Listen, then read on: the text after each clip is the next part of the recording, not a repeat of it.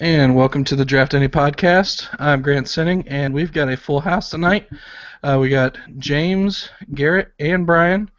Um, First time we're all back together in the new year. Oh, I guess this is just the first podcast in the new year, so it doesn't really count. We are going to talk about a few things tonight. We're going to start with talking about Black Monday. We're going to move on to some, I guess, we can pros and cons of that, and some of the cool stuff about the draft, because we know tendencies and all that kind of stuff. We'll get into that, and then we're going to break down two cornerbacks at the end of the episode: Mackenzie Alexander and Tre'Davious White. And it should be a fun night. I'm a little sick, so I'm going to let my fellow people do a lot more talking than me, and hopefully it'll probably be a lot better content, honestly. Just how that kind of goes. But here we are. It's 2 days after Black Monday, but I guess in Colts land it was rainbows and sunshine Monday after everyone hugged and kissed it out and maybe actually fought. They might have, like, Pagano might have actually fought, like Jim said. There was a little more than hugging and kissing going in on for him to get that job back. It was he won, I guess. It's interesting, like, it was an interesting saga. There's arguments both sides, either way, whatever. Nate Dunleavy's piece from Colts Authority on Monday morning was excellent. Really well done piece. If you haven't read that, really good. But in the end, I guess it's kind of written for naught, because they both stayed, and we are here. I guess it's not necessarily the end of the world. It sucks for me personally, because that's my brand. My brand for the past, 2 months has been Fire Pagano. But, it's okay. It really is okay. Well, continuity is a good thing in the long run, maybe, but, mediocrity and continuity usually just end up being bad. We'll see. We'll see how it goes. I mean, I guess I'm going to kick it out to you guys, because my throat already hurts, so I'm going to start with Jay. Jay, give us your opinions on keeping both. Man, there were a few things that they could do, but keeping Pagano and Grigson was not one of the ones I would have thought they'd gone with. I guess they could have been worse. The worst thing they could have done was keep Pagano and fire Grigson and extend Pagano and saddle the next GM with Pagano for the next 4 years. And then the next GM, as far as he is concerned, Pagano's got more staying power and more pull with the organization than he does. So that'd just be bad. That was not going to be the best thing to do. But keeping both and extending both for 4 years, I didn't get it at all at first. I still don't really get it, especially in light of firing so many coaches. So then it wasn't all good, but why did we keep everybody? But I just accepted it. We're gonna be a good team. We're gonna be a playoff contender every year. We're gonna be probably the favorites to win the AFC South most years. We're gonna be for sure the favorites next year, unless something's seriously wrong with luck. So let's just be happy. We could be the Browns. We could be the 49ers or something. There's lots of teams that never make the playoffs. Let's just be happy, I guess, that we'll make the playoffs and win one game per year and never be a truly great team. We're settling for the middle. Is purgatory, right? Purgatory. Embrace purgatory. I mean, I guess there's negatives. He's outdated coaching philosophy, no real development really in players there's been development in players, I guess, but when you look at what people could have been, like what could have Hugh Thornton have been, what could have Kyle Holmes we really haven't said with this team, oh wow, look at that player from what he was to what he is now. I guess Dante Moncrief would be the best example of that, but we haven't had that player no one expected this. Look where this players come from. That doesn't happen often, but it happens with every team at some point.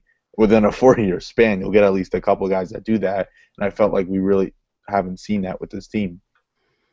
The one you can cite is Vontae Davis, but taking a first-round corner and turning him into a probably top 10 in the league corner, that's not a significant development. He got better than he was in Miami, but it wasn't a huge development. I mean, you could argue that he got a lot out of Mike Adams, Yeah. Dwight Lowery, But then again, Mike Adams, when he came from Denver, that was his career year when he came to us from them, and then now he had an even better year the year before. He was a turnover machine. He's not like necessarily the best safety in the entire league, but I mean he had a lot of turnovers this year. I think like 5 or 6. I mean he's cheap. I mean it's not it's not really a bad thing, but but the thing is with Pagano is that you could tell he resonates with the players. They love him to death.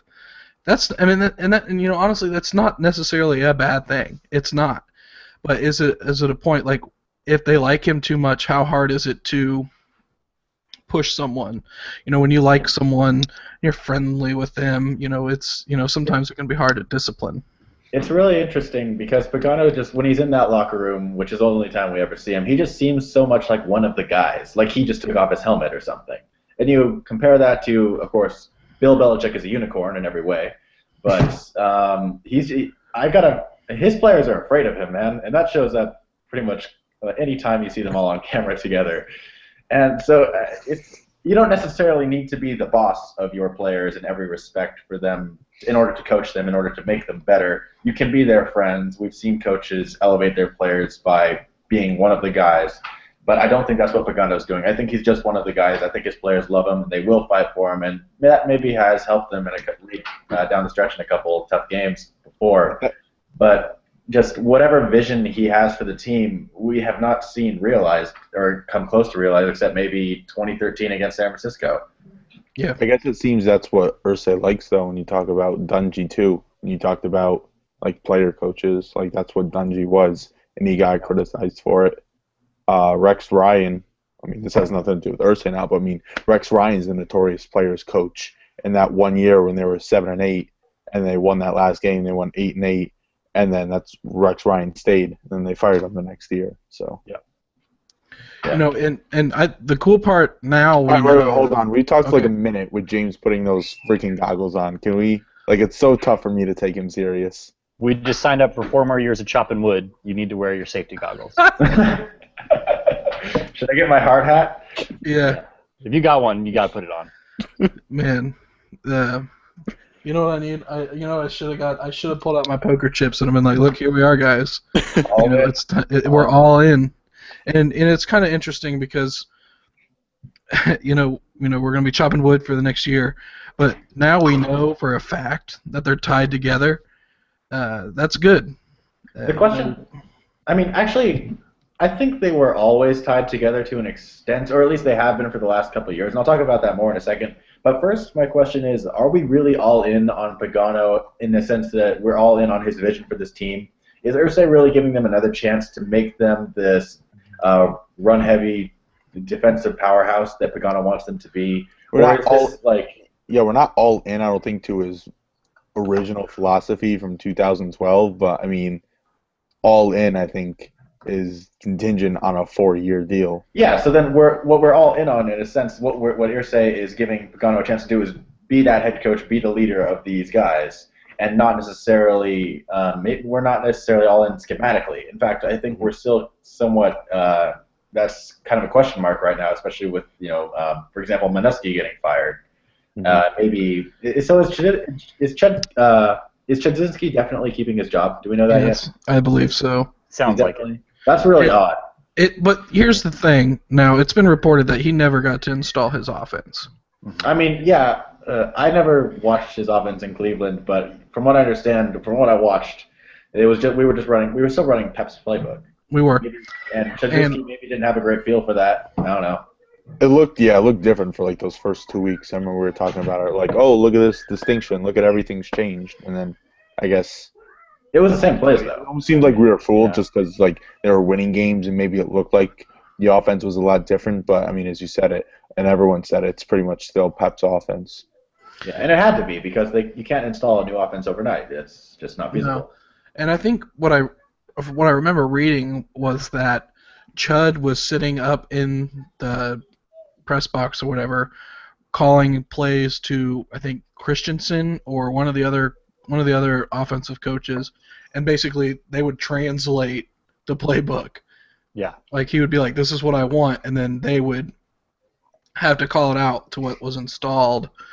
So that would probably imply that during Jasinski's time in Indianapolis, he's been much closer to Pagano per se than to Pep Hamilton. And that really goes along with a lot of the reports. Pep was a Grigson hire. Yep. Pagano wanted Chud all along. So we'll see. It'll be interesting. And again, we've got these two guys tied together contractually now.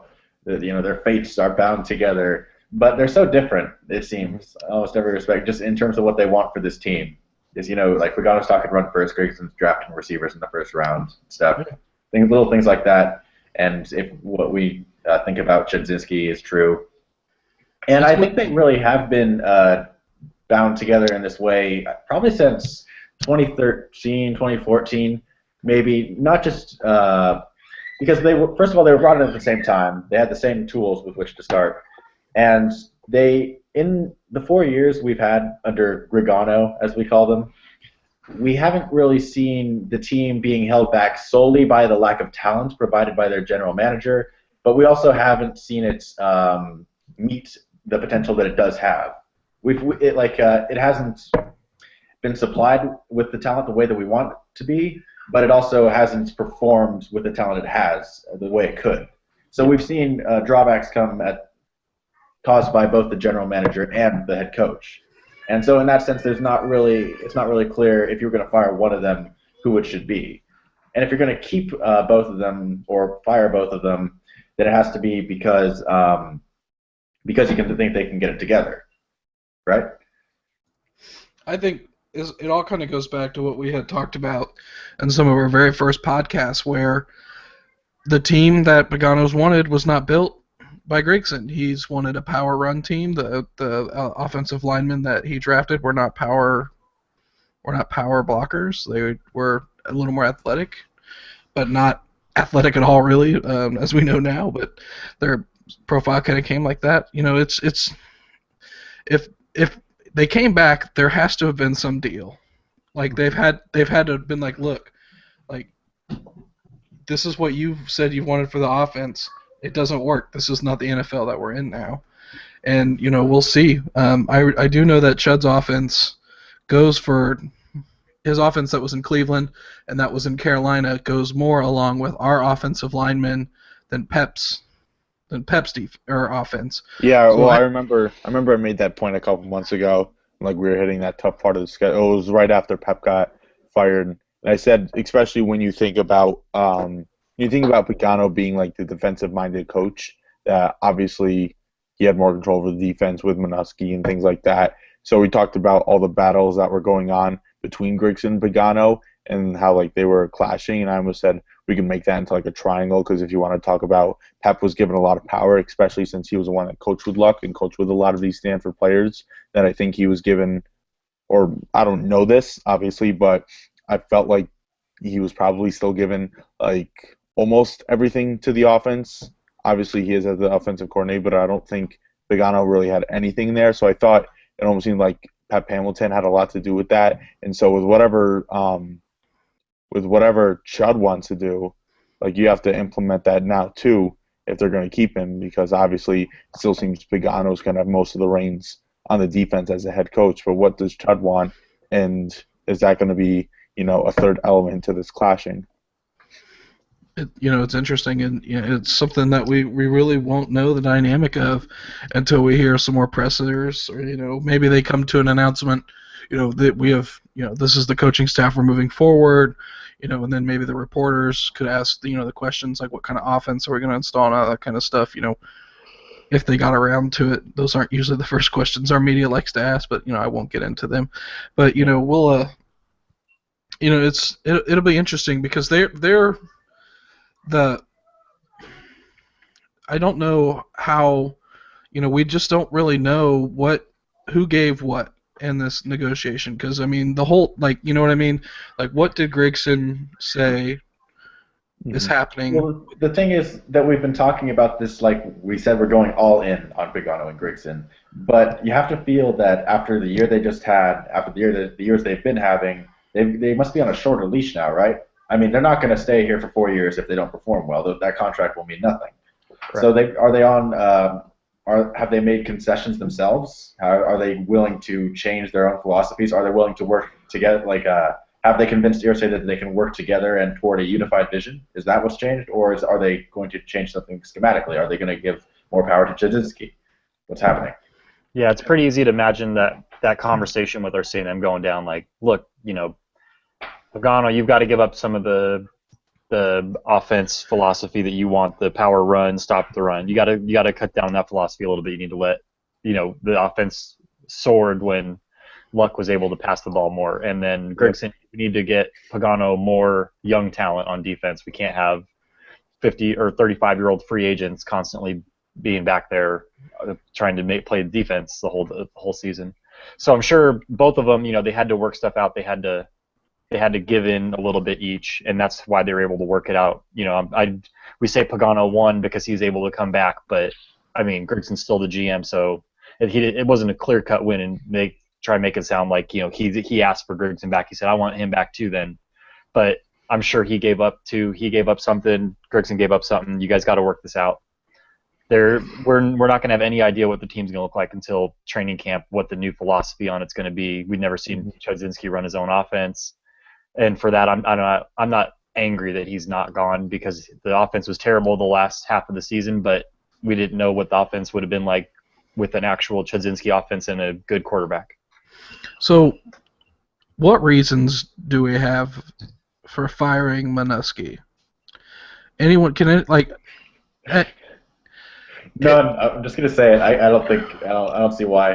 I don't know why it had to happen. Yeah, I can see the RB coach. The RB coach, sure, fire the guy, whatever. The tight ends coach. Like I said earlier in a tweet, Chet is a TE guy, so I'm sure he's got a coach. He's been thinking of forever, right? Mm-hmm. RB coach, DB coach, CB or DBs and safety coaches. RB coach I can see, DB coach sure, safety coach I don't, but Manusky I'm really confused on this because hold on. Apologize. But I just don't understand, because last year they generated a hell of a lot of sacks. I remember talking about this one of the first episodes, because I loved Manusky last year. We were 10th, we were top 10 in sacks with pretty much this minus Mathis, minus Cole, and then second and third down efficiency behind the Bills. So we had a lot of optimism for this defense, at least moving forward, when we added some new young guys, although we lost a couple of guys. But it just seemed, it just seems weird with Manusky. The defensive play calling, I think, seemed a little bit more standard to us all this year. Maybe just because we were more used to it, but also I think because Manusky knew that he was playing with a better defensive line, or at least more talent on the defensive line this year. And it wasn't really a horrible defense really at any point this year, was it? But there's a couple games like Jaguars and there's always a couple games when there's always a couple games can't rush the passer, and that's not Manusky's fault, not really. It seemed like last year our the secondary was bailing out the front seven, and this year the front seven was bailing out the secondary, and we saw at least the inside linebacker position improve, or at least the middle of the defense going with defensive line too. And blitz packages had a lot to do with that, especially last year, I think. So there's only really, and people have always had these little gripes about Manusky, like, oh, I saw Josh Chapman in coverage. Why is that happening? Well, it's called a zone blitz, guys. That happens sometimes. Sometimes they work, and sometimes it's horrible. Mm-hmm. But of all the people they could have fired, it seemed like the one they should have kept. Mm-hmm. So that I'm probably the one person that wasn't really that bothered by it. I think he's a great coordinator. Yeah, I think he's fine, but I'm okay with them. Like, okay, something needs to happen. You can't keep everything static with the team. Mm-hmm. And I tweeted out yesterday all the rankings of his teams by DVOA. Last year and the year before, they were 10th and 11th in DVOA, but it really never felt like they were the 10th best team in defense in the league. Like, mm-hmm. There's got to be someone held accountable. I don't really trust DVOA in terms of its ability to adjust to competition or the level of competition. That's just me personally. Yeah, that's fair. That would definitely have something to do with our rankings over the last couple of years. Well, wasn't there a report like the new guy? I mean, obviously we want, or a lot of people want Patine, but wasn't the or Patine? Patine. I like that better. He's Anyway, Canadian. Wasn't one of the guys, one of old Pagano's guy, the linebacker coach for Baltimore? Like maybe that was a condition that Pagano said. They're working on the linebackers. When we talked about the meeting, like yes, Pagano was like pleading for his case to be coach, but I'm sure like there was a lot where he said, "Hey, if I'm coming back, like this is what I want to." Obviously, there's two sides of him trying to impress and him trying to at least meet with Irsay. So I think one of those things would have been my own defensive coordinator. But I think Minuski was. Yeah, we never knew on Minuski whether that was a Pagano hire or a Grigson hire, but you'd have to assume because he got hired at the same time Bruce Arians did, and Bruce Arians was a Pagano guy. Yeah. So I'm okay with it just because I think I'd rather take a chance on getting better and take the chance that the defense is going to be worse. Like there's a decent chance that we get the Baltimore linebacker coach and he's a really bad defensive coordinator and the team's really bad next year on defense. I'd rather take a chance on that and then maybe take a chance that we could find a really good coordinator that can elevate the team. Other than, I mean, Minuski for the most part of his career is at best a guy that's going to keep your defense static. It'll keep it average. So it is I'm okay with taking a shot trying to get better. It is definitely time to get younger on that defense too. Yeah. Yes. Pass rusher specifically. Yeah, but weren't the Colts the oldest team in the league this year? Yes. Yeah, I think they were. Yeah. And we say that doesn't matter, and I don't think that's necessarily the reason we were losing games, but it does show that our again, we've talked about this before. This team hasn't really acquired that much young talent recently in terms. That speaks to a failure just to build a team from scratch. I mean, how young? I wonder, where did we rank in 2012 in terms of the youngest teams? One of the youngest. Yeah, we were, right? And we were this team with the bright futures. We had that 2012 draft class. That's still pretty good. But beyond that, we just haven't seen much improvements. I mean, all the free agent acquisitions. I mean, obviously, you're not going to get like a 22-year-old free agent. No. But all the free agent acquisitions have been Jackson, Adams, Lowry, Langford, Jones. Yep. Those are just some of those guys are Cole and Mathis are pretty much ancient by NFL standards. So I don't know, but I'm gonna kind of rein this in and move us on to our next topic. Kind of the cool thing. This kind of goes off what you want to talk about, Brian. I guess one of the cool things that we kind of know going forward, and another one of the semi-benefits of this is we are, as draft analysts, when we look at, or draft nicks, whatever you want to call it, for the Indianapolis Colts, this is who we specialize is the Colts. Well, that's who we want to talk to y'all about, but it's cool because we know what Grigson's tendencies are. They are sporadic. We know his tendency is to be completely whatever, just off base, unpredictable. We're saying we know, but what we're saying we know is that we don't know. We know that we don't know. It's like that Boondocks skit there with the known unknowns and the unknown unknowns. You guys see that? Never mind. I know what you're talking about, but I don't watch the Boondocks a whole lot. But anyways, and we know what Pagano's defense kind of looks like, regardless of whoever the new DC is going to be. So that kind of helps us, when we're looking at players, we can know who would be more likely to fit into their scheme. Yeah. Specifically DBs. Garrett, you've done a lot of stuff with cornerbacks for Draftini specifically, so I'm gonna put you on the spot here a little bit. Describe in like 3 or 4 sentences the ideal Pagano outside corner. Well, part of this definition is going to come in terms of relative to the talent around it, or at least that it's historically the talent that has historically been present in this defense and this secondary, specifically at safety. That's one sentence. Okay, shut up, Brian. That's my second sentence. That's my third sentence. Fuck. Anyways, I think that Pagano and what this defense needs is cornerbacks who can take away the deep ball and play the sidelines effectively in man coverage and be in man coverage all game. This defense doesn't get a ton of takeaways from its cornerbacks, not many interceptions, partially because Vontae and Greg Toller don't have particularly great ball skills, even though Vontae is excellent in pretty much every other way. They don't get a lot of interceptions. But also, they play a lot of man coverage because I think they like to simplify things. They like to isolate problems and say, we're going to put Vontae here, he's going to solve this problem. We're going to have Greg over here, he'll theoretically solve this guy.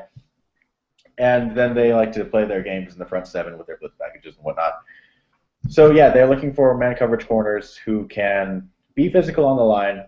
And when we say that, we mean press coverage. But I do think that has been overemphasized by the media, the amount of press coverage that the Colts do play. They don't actually ask their defensive backs to jam a whole lot off the line. So I don't think that's a total necessity. We don't need someone who's 6'2" and 200 pounds or whatever to be playing defensive back for us. We do need guys who can stick with people, even if they don't have great ball skills, I think. And as long as they can playing the sideline, playing downfield, locking down 9 reps, that is essential. So that was more than 4 sentences, but whatever. More than 4 sentences, but if you're looking for a cornerback in the draft who kind of exhibits what you just said, in my opinion, someone who can take away the deep ball on the outside, someone who doesn't have necessarily very good ball skills, and necessarily he covers really well. And out of the two that we're talking about tonight, who is it? Mackenzie. It's Mackenzie. Alexander. Mackenzie is exactly what you just kind of said, in my opinion. For me, he's 5'11". That's Vontae's size, I believe. Yeah, it is. 190-ish, 170. I don't remember how much he weighs. 185. 185? Yeah. Somewhere in there. Now, who knows? Listed, who knows? We'll just say. So pretty much the same size, but I really think he really sticks his hip in with these guys and follows them well. He's really good at that. He can really do that. I don't think that he necessarily has the awareness that you look for in elite prospects of cornerback, but he can. If you're looking for someone who's just going to have really good coverage on somebody, like man coverage, stick with the guy, that's Mackenzie. Yep. That's my opinion. I think Brian's itching to go because I can see him over there. I was just pulling up my notes from him. Well, I guess if someone else wants to take it on Mackenzie, what do you see in Mackenzie Alexander, Brian? All right. I guess I'm trying to focus less this year on the whole draft range thing, like round. I'm kind of trying to focus more on positional because, like, if you get I don't know, it's kind of pointless because if he's the best player available. So I'm trying to focus on that. I kind of see him late first, early second round. I know a lot of people have been talking top 10 hype with him, better than Hargraves. I don't see that. I think he's less polished, but and some great things. He accelerates really quick out of his breaks. And like you guys mentioned, he changes out of his directions really quickly, which helps for double moves, or so he doesn't overcompensate on those, and he's able to go deep. Play recognition I did like. And I thought he played the ball pretty well in the air on a couple plays that I saw. And even though he may not be asked to engage or press right off the release, he can do pretty well. But, I mean, a lot of the other stuff I didn't like was like the awareness, that kind of Grant said. Sometimes I thought he failed to look back at the quarterback, which is sometimes why he gave up a lot of those 10 to 12-yard routes. Not necessarily deep stuff, not necessarily the screens, with the stuff in the middle, and he just seems kind of weak and soft. And so it's not necessarily always a bad thing, but in his 2 years, I'm looking at right now, Sports Reference, he's played 22 games, college football for Clemson. How many interceptions does he have? 0. It's not necessarily a bad thing because, like I said, he covers doesn't get targeted a lot. It's a bad thing. if you kind of want to make an example of it, like Ronald Darby last year, some people didn't know what to do with Ronald Darby because he wasn't targeted a lot. So is it just coincidence, or are they planning against him? Are they, doing certain schematic things against him, and his usage to get an interception's a lot lower? So I mean, that could be a part of it too. But, I mean, I think I can't even remember some of the like specific examples from the games, but I felt like his overall jump playing the ball in the air was fine. I just don't think he came down with the interception. Yeah, well, I mean, first of all, Darby just didn't have very good ball skills. I think that was a huge part of it. But Mackenzie's probably better in that regard. But I guess they are kind of similar in this case, in the sense that I really like how both of them, their lower bodies just are really cool. Mm-hmm. I was going to say that. I know we're getting all homoerotic and stuff. I don't care. What draftniks do is they look at the feet and legs of 20-year-olds. Uh-huh. Or the hips. I mean, his hips are really smooth, and it's a great way of him to change direction. He can kind of, like, you want to talk about protecting that 9 route, or even like anything past 15, 20 yards. Like, he's able to just stay with the guy for that whole distance. Yeah, he is smooth. He covers really well, and that's honestly what I want in a quarterback primarily, is a guy who can run with a wide receiver. Because that's the hardest thing to do. He does kind of look like Vontae at times, I would admit. I don't know, maybe it's just the size and stuff like that, and the way that he's able to run smooth. But I mean, I'm not saying he is Vontae Davis. I don't think he's the athlete that Vontae is, but he's certainly very agile. Yes. Sorry, go ahead. I was going to say, he is agile, and I wasn't trying to bring up the interception thing as a negative. It's not necessarily a positive. It's not a positive. It's not a positive. It's not a positive. It's not a negative. It doesn't mean he's a bad player, but it is a negative. For me, the reason I was bringing that up, it just brings up that lack of awareness, because I feel like you can see that at times. Like, balls thrown to hit, or on his guy, he doesn't know. Like, he has no idea the ball's there, and that's just lack of awareness. But he plays the run really well, and when you say he looked like Vontae, there was one of those tapes on Draft Breakdown. He does one of those things where he slips past the DB and tackles the flat pass to the running back, like Vontae did against Gio Bernard last year. Remember that really big hit against Gio Bernard? Which one? The shutout game, but it was the one where he just absolutely levels him, and Mackenzie does something very similar. So he can recognize, like, if he's backpedaling, he recognizes that, and he's got really good speed to cover that. But I'm sorry, I'm about to cough again. Like I said, I'm not feeling so well, but put me in, coach.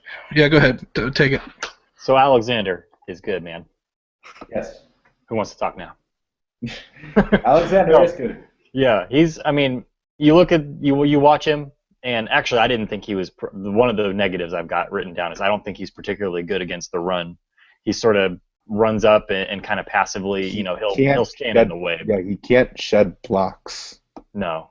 And if you want to run a big sweep where he can like run past someone, that's fine. But like, he's not going to shed blocks. And one of the reasons why people are like, oh, you don't have to put that as a negative, like he's protecting against the pass, stuff like that. But I mean, if we're talking about him doing what he's doing, Vernon Hargreaves freaking bodies people, and he's probably going to be like 5'9" and 7/8. I don't care. He looks 5'9" in film, but Vernon Hargreaves has amazing leverage, and that's why he's cornerback run right now, because he plays the run, but he plays like the strong run game where he's taking on blocks, and people are like, oh, well, he's a cornerback. Yeah, but I mean, he's still taking on guys relatively his size, and wide receivers aren't the best blockers either. So it still kind of remains relative if he can't beat those blocks, because it's not against 320-pound pulling guards.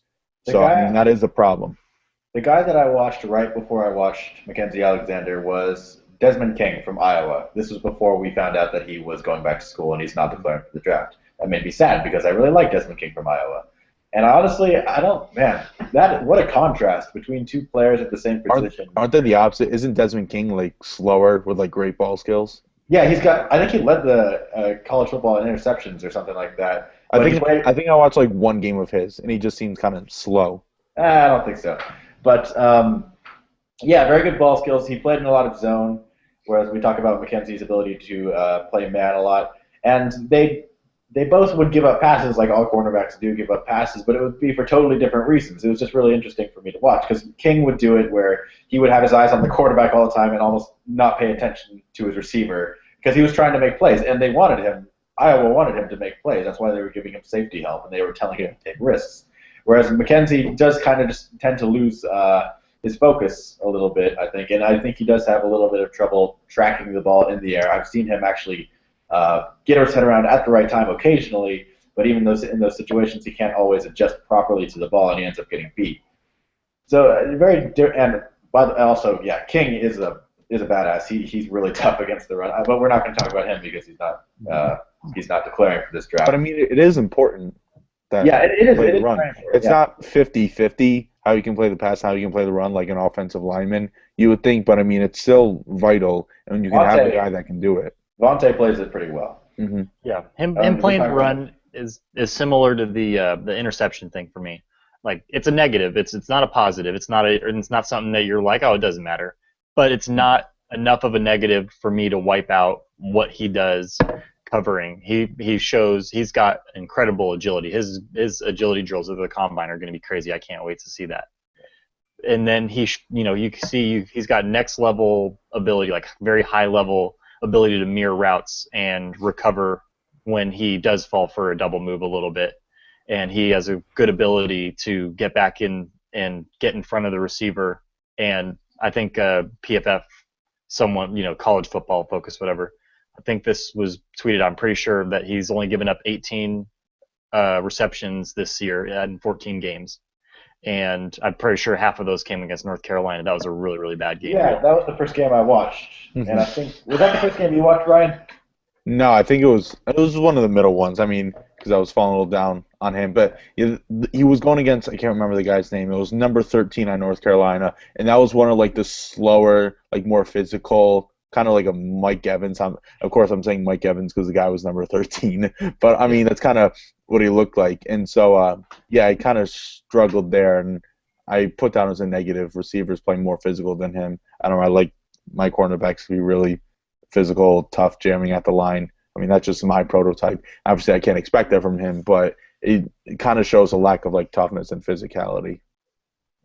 Okay, so the question now is, and we'll just do this a quick round table. 2 questions, no explanations. 1, do you think he makes it to the Colts? 2, would he be a fit on the Colts? And you can do a little explanation there. Start with Brian, then Garrett, then Jay. Go ahead, Brian. Does he make it to the Colts with how people are seeing him? No. Would he fit with the Colts? Yeah, I think so.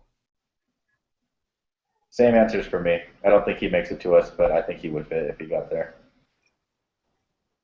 Yeah, I don't think he's gonna make it. I don't know if he'll be a top 10 corner, but I think he's going 8 to 12, somewhere like that. And he'd be a great fit. But he's not gonna make it. I still wouldn't, if he was on the board. I mean, I would still take a look. I mean, I like him, but especially the position. But I mean, I didn't know, Grant, exactly what you were going to say, but I was going to say, yeah, Roger Goodell walks up to the podium and says, Colts take Mackenzie Alexander. What's our overall thoughts? But I mean, I guess I wouldn't hate it. Yeah, no, I'm not going to hate it. It'll be interesting. I think he'd be paired with a good coach, with Pagano, because Pagano's pretty good with DBs, I guess, historically. So let's talk about our next cornerback, Tre'Davious White from LSU. For me, it's kind of interesting if Mackenzie Alexander is Vontae Davis, Tre'Davious White is Greg Toller. Yep. And not in play style, but in aggressiveness. Tre'Davious White is a gambler. Greg Toller is a gambler. Now, Tre'Davious White is a lot more physical than Mackenzie Alexander. Mm-hmm. A lot more physical. But how big do we think he is? He's same size. Really? Yeah. He's 5'11", 190. Doesn't seem like it. That's what it's listed as. Wow. Because he plays bigger than that. Like he plays more physical than that. Yeah, I was gonna guess 6 foot or something. But. Yeah. In my opinion, he plays more physical than. I mean, he could be close to 6, but I mean 5'11", yeah. Yeah, so they're both about the same size, and so is Vernon Hargreaves. Only Eli Apple's probably considered the top tier. I cannot see Vernon Hargreaves being 5'11". He That looks dude's- 5'9". No, I know, but he's listed 5'10", 5'11". I think. That pre-combine, these listings mean. I really think he's gonna be no more than like 5'10", and like I don't think he's taller than 5'10" and a half. Well, that's what's cool about the combine because we will know. And the combine is awesome in my opinion. The combine is maybe the first time that in these guys' lives that their height and weight are listed accurately Yes, on the public record, because they lie about it for their entire lives up to that point, and they have good absolutely. reason to. And then when they get to the NFL, they lie about it too, or it's Their colleges lie about it as well. oh yeah, and the colleges know it too. They don't care. But let's kind of go reverse order on this. Start with Jay over here. Give me your thoughts on Tre'Davious White. I was not a fan. He's not terrible. If this is a guy you're picking in the 3rd round or 4th round, maybe I wouldn't hate the move probably just based on I've only watched 2 games of his. I didn't watch as much of him, but I don't think he's very good. He doesn't have very good. I mean, he's got better ball skills and he's much more physical in playing style and against the run, but he's going to be a guy that's going to get burned a lot in the NFL. He falls for a lot of double moves when I was watching. He's not very good at mirroring, and his feet are awful. Every time I watched him backpedal, it looked like his feet were going to be tripping over each other, and he was octopus or something, and his feet are all over like a cartoon octopus. I don't know if that's how my old man draft works. Guys, I'm just here to sign out. I've got to go now. Sorry about that. I'll see you all later. James, I'm sure that it could get refined with some technique, but I think that I thought he has very, very sloppy footwork. I wasn't a big fan of him, but I disagree. Actually, the first thing I had for him was I liked his initial back pedal. I don't know. That was one of the first things I saw. I watched 3 games. He's not really fresh in my memory, but I mean, I liked his initial back pedal. Impressive press corner style. Good initial contact off line of scrimmage. He's not very fluid. He looks Greg Toller. Yeah, no, he's not. But very stiff. Yeah. But I mean, he looks like Greg Toller. I don't know. It plays a part to me. I don't expect you to. You don't have to agree with me. That's what I thought, but maybe we saw different things. That's cool. I'm not worried about it. No, you guys should fight. Griggs and Pagano fight now. I'm gonna get really mad online. You gotta make sure it's on the internet. I'm gonna subtweet you all night. Please. But I mean, I agree with the overall assessment. Definitely not 2nd round. 3rd round, I'd be fine with if we don't take a secondary player in the first 2 rounds. 3rd round, I could see it, but not much more than that. Yeah, I was I wasn't really impressed. I'm not saying I think he has a higher floor than Toller ever did. Yeah, I think he's better than Toller. He's better than Toller because Toller's a garbage can with legs. What was he, 113 out of 119 on PFF this year? Yeah, it's generous. And he missed a lot of the season too. Think about that. A lot of the season. So it's pretty bad. But for Tre'Davious, like I said, I think his back pedal is fine, but coming out of the back pedal, his hips stiff. Like that turn, he doesn't got it. But he is a gambler. Yeah. And gambles. I'm sorry. Thanks for trying to cover for me, but he tried, and I was watching that Ole Miss game, and he's up against Treadwell the whole time, and I mean he's absolutely just getting roasted. Like, well, that was something. I mean, 3 games from this year were Alabama, Mississippi State, and Ole Miss, and I almost not feel for him because listen, kid, this is like what you're going to be facing in the NFL. But he went against Treadwell, and then De'Runnya Wilson, and those are like the 2 most physical, dominant at the line guys. So I mean, overall, if we're talking about his positives being he was able to play that well, then when you talk about those 2 guys, I mean, it is kind of impressive, but I mean, you talk about the physicality of those guys, you almost think they're like the slower wide receivers coming out of the breaks. Obviously, Treadwell's a different animal, but with De'Runnya Wilson, it just kind of shows that White couldn't even keep up with him. Yeah, I specifically watched the Mississippi State game first, and then I specifically was like, okay, that was pretty bad. I'm gonna make sure to watch a different game. I don't want to see him versus Treadwell. Kid doesn't deserve that. And then the next game wasn't any better. Mm-hmm. He can develop. I'm sure he's got potential. You can see reason why he would be good. You know, I'm doing that thing that Draft Twitter just hated all day, where I'm covering my bases. I could see how he could develop a bit and become a good corner. He'll never. I don't think he looks like he'd ever be like a great corner or anything. He just doesn't have I don't think he's got the movement for it. But I don't know that he's going to be good enough that I wouldn't be happy. I probably wouldn't be happy day 2. Mm-hmm. If it was another situation where we like traded down in day 2 or something like that, and we're whatever, that might be interesting. But I think he's maybe thought of a little higher. Maybe just initially, you know, this time is always interesting with draft and draft media and all that kind of stuff, because big names, you know, get repeated a lot, and then it just takes a while for the process to weed people down. Yeah, the early process is hard because, you know, this time a couple of years ago, people are talking about like David Amerson being a first round pick, maybe even top 15 pick, and then quickly you're like, wait, no, he's actually really bad. Yeah.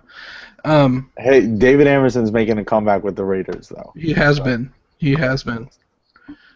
So I guess we'll do more of that when we launch our new website, draftraiders.com. Yeah, draftlosangeles.com.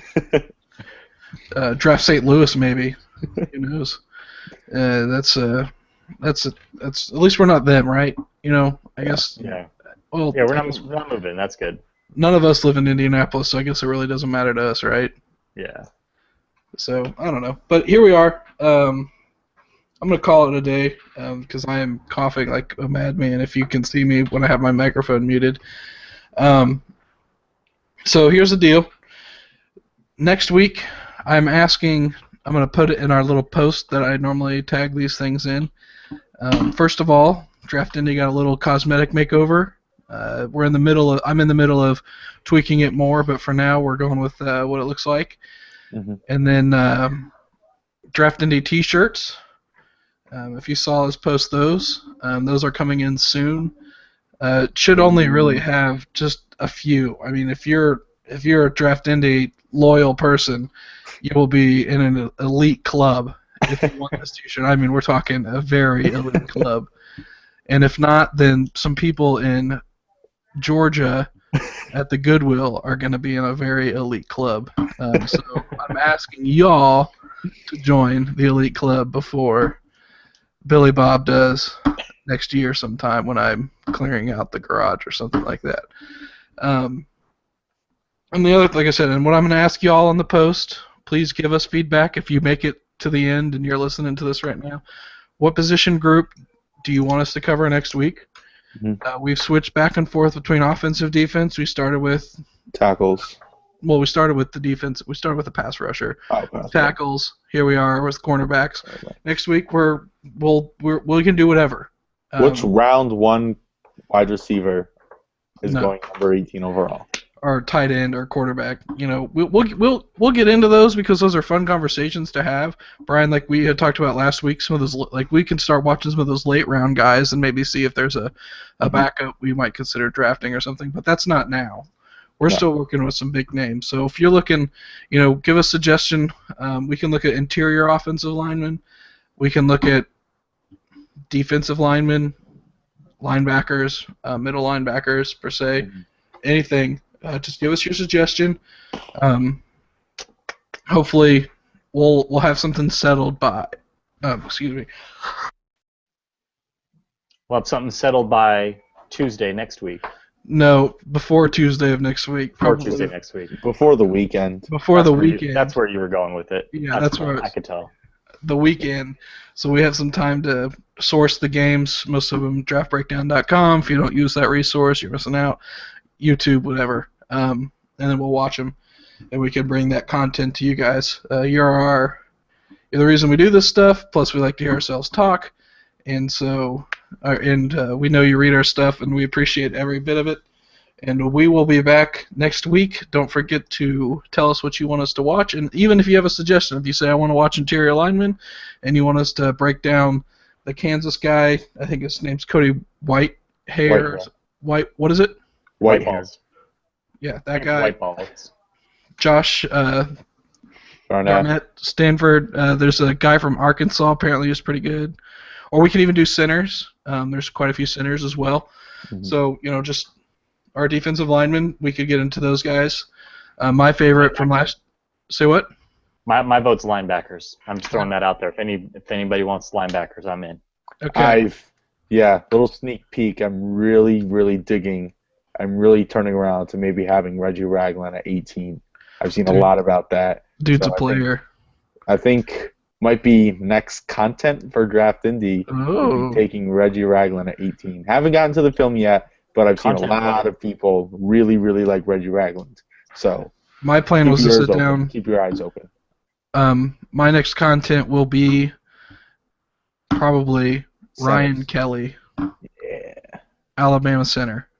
What I've watched of him, I like, and I want to put it out on some paper and talk to you guys. And it should be this weekend or next, so we'll get to that. And then Jay's next content will be some random meme he puts on Twitter.